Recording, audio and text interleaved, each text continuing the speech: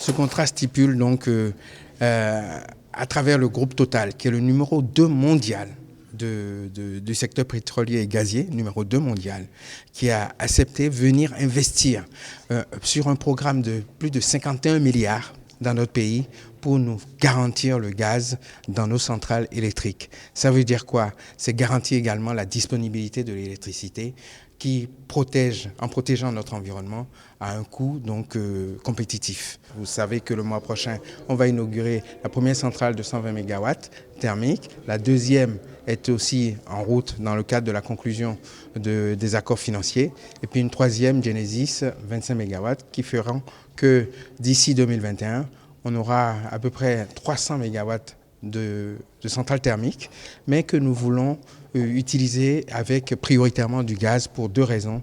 La protection de l'environnement et puis le coût qui est moindre que le fioul lourd. Donc on voit qu'on avance sûrement avec méthode, avec discernement, qui est, je dirais, la marque de fabrique de ce gouvernement, puisqu'on fait des études, on prend le temps qu'il faut pour faire les choses, mais en même temps, on ne tarde pas à les réaliser. Et ça, c'est un coup très fort qu'on vient de mener dans le cadre du plan d'action du gouvernement. Comme vous savez dire, c'est du lourd, c'est même du très lourd. Le contrat qu'on a signé est un contrat ambitieux.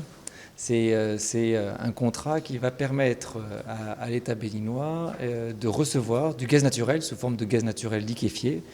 Et ça va se faire par la construction d'un terminal d'importation qui se constituera d'un navire qui sera au large et qui pourra réceptionner et stocker ce gaz naturel liquéfié. Il arrive à moins 160 degrés, donc il arrive à des températures très basses. Et ensuite, par un gazoduc qui va l'amener à terre, ça permettra tout le développement de la demande pour le gaz naturel sur l'État béninois, en particulier pour la génération électrique.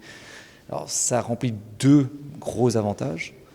Premièrement, ça assure l'indépendance énergétique de l'État du Bénin, puisque le terminal et tout sera sur contrôle du territoire du Bénin, et en même temps c'est compétitif, puisque ça permettra d'avoir accès à une énergie, le gaz naturel, qui aujourd'hui est en très fort développement dans le monde, qui est moins cher et qui permet de produire une électricité compétitive par rapport à ce qui existe aujourd'hui et qui place le Bénin un petit peu en leader, en avant-garde par rapport à toute la zone géographique de l'Afrique de l'Ouest. Monsieur le ministre, j'ai simplement